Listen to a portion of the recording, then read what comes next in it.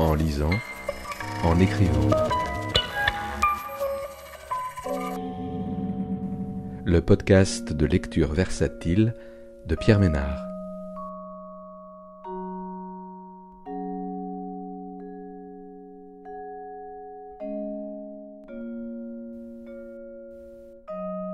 Aujourd'hui, une sortie honorable d'Éric Vuillard, paru aux éditions Actes Sud en 2022.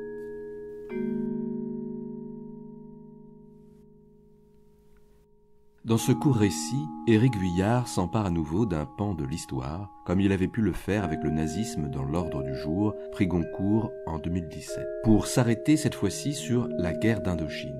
Il dresse un portrait au vitriol de la 4e République moribonde, dont il caricature avec délice et férocité les principaux acteurs, vils et calculateurs. Notables bouffis, nobles consanguins, maires et députés à vie, indéboulonnables du palais Bourbon.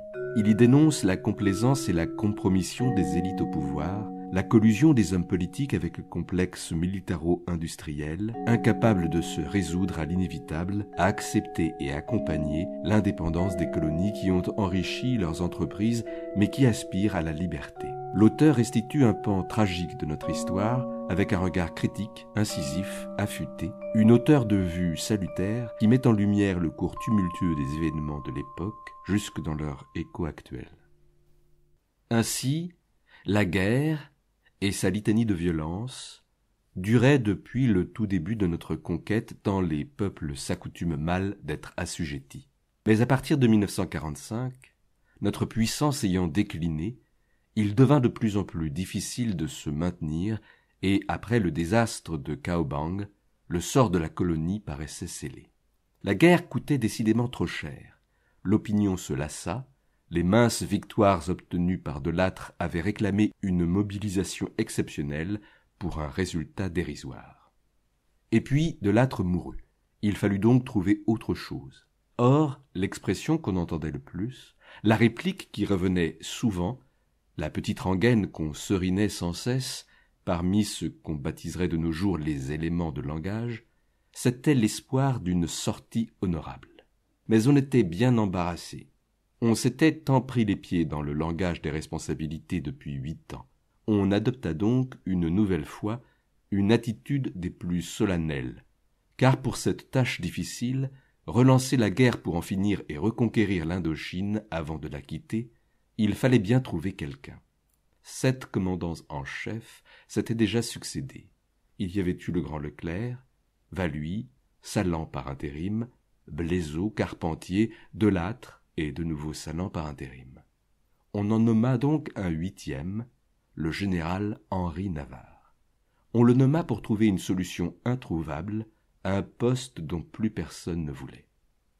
Henri Navarre était cultivé, cassant, sûr de lui et froid, à ce qu'on raconte.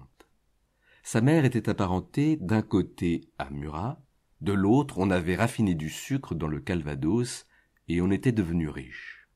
Cette dynastie bourgeoise avait été tour à tour républicaine modérée durant la République, puis conservatrice durant le Second Empire, et à sa chute, elle avait soutenu Ferry. On raconte qu'ils possédèrent une 40aine d'immeubles dans Paris et se fourvoyèrent dans diverses manipulations boursières. On raconte encore qu'une de ses aïeules, devenue veuve, se serait installée toute seule dans un petit 2 pièces près de Saint-Lazare et aurait, avec son argent, financé des logements ouvriers, grâce lui soit rendue. Vers sa majorité, il fut cornichon, c'est-à-dire élève aux classes préparatoires à Saint-Cyr, dans la cavalerie. Il avait appris à escalader un cheval dans la propriété de son grand-père, entre l'allée de platanes et les rangées de buis. Il eut la croix de guerre en 1918, servit en Syrie, en Allemagne, et on dit qu'il mit au point, en 1939, un projet d'attentat suicide contre Adolf Hitler. Puis il suivit Weygand, à Alger, avant d'entrer dans la clandestinité en 1942. Après la guerre, il se retrouva en Allemagne, puis en Algérie, puis encore en Allemagne, et c'est en mai 1953 qu'il est nommé commandant en chef des forces françaises en Indochine. Il prend alors ses clics, ses claques, et quitte la France. Il allait avoir 55 ans. Voilà où nous le trouvons, intelligent, avec une grande clarté d'exposition, un peu hautain peut-être. Les ministres voyaient en lui un militaire raffiné et sachant se tenir en société. Henri Navarre était petit, pas très petit, mais assez petit, il me semble. Je le tiens d'une photographie où il pique une médaille sur le torse de Cogny. Il a une tête de moins et un gabarit de jeune fille. Son visage est curieusement pincé. Mais qui était Navarre? Je l'ignore, tout le monde l'ignore, quand bien même nous disposerions de tous les documents, lettres, notes, ouvrages, photographies, quand bien même nous aurions vécu 30 ans dans la même cellule, quand bien même nous aurions été son père, son fils, son épouse, quand bien même nous aurions été Navarre lui-même, peut-être n'en saurions-nous pas davantage. En tous les cas, pas assez.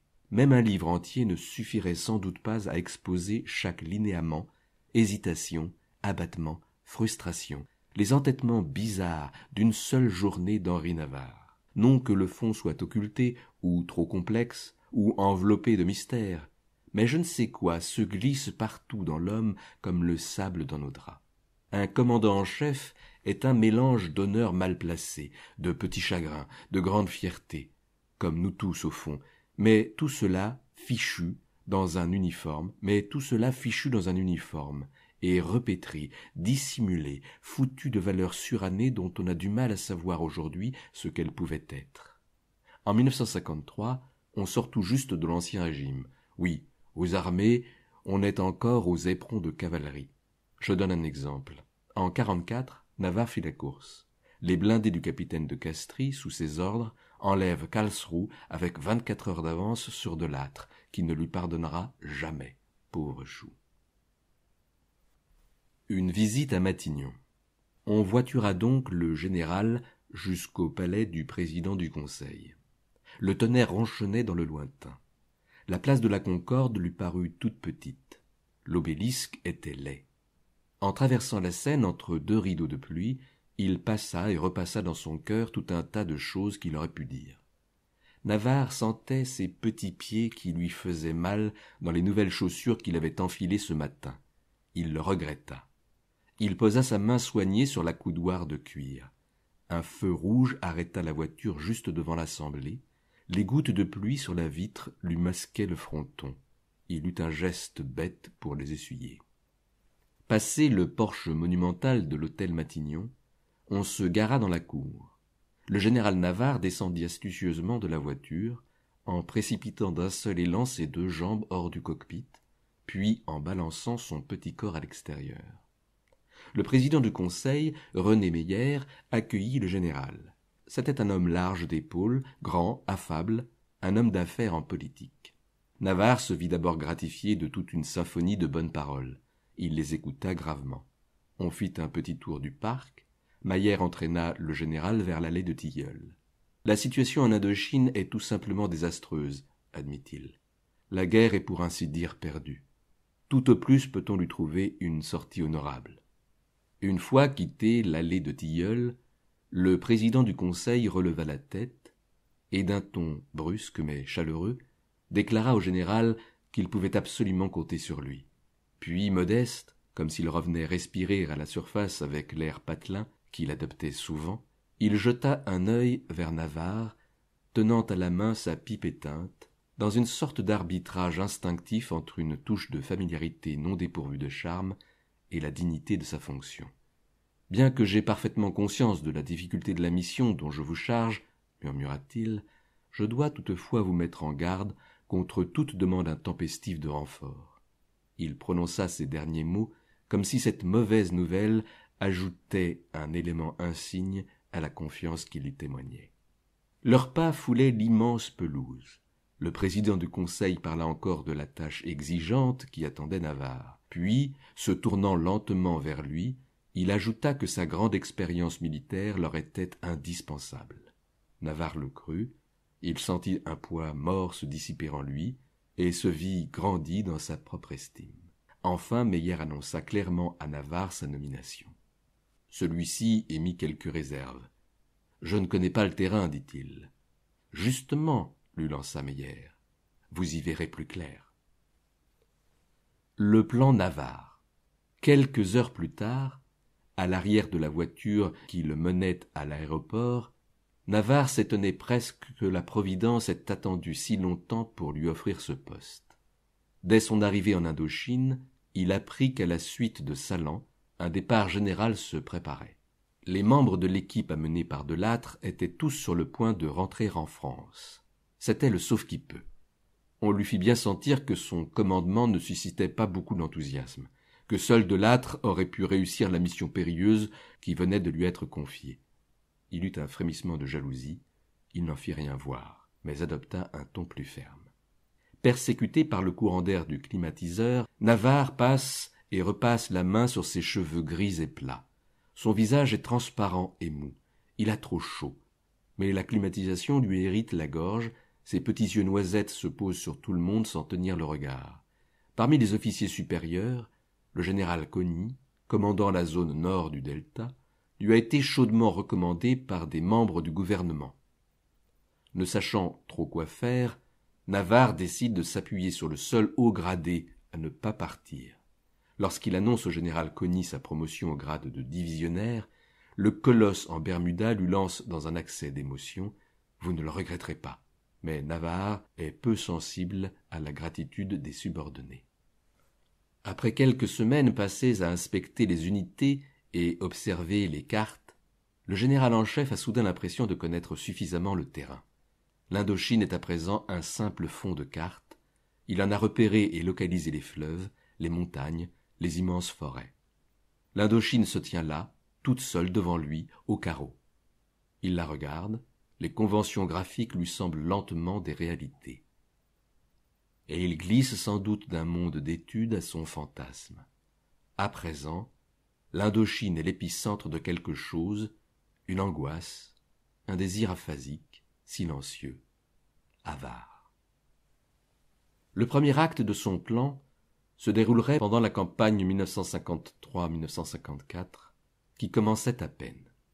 Il s'agissait d'éviter l'épreuve de force, de développer une armée locale pour appuyer nos troupes et de reconstituer un large corps de bataille mobile. Le deuxième acte aurait lieu l'année d'après, en utilisant ce corps de bataille qu'on aurait eu le temps de former.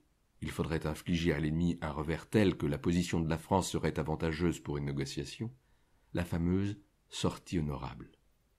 Concernant la stratégie à venir du Viet Minh, le général émettait en marge de son plan 3 hypothèses. Soit un déferlement sur le delta du fleuve Rouge, soit une progression vers le sud, soit une poussée vers le Haut-Laos. Cette dernière hypothèse était la plus pénible. C'est à son sujet que fut évoqué pour la première fois le nom de Dien Bien Phu.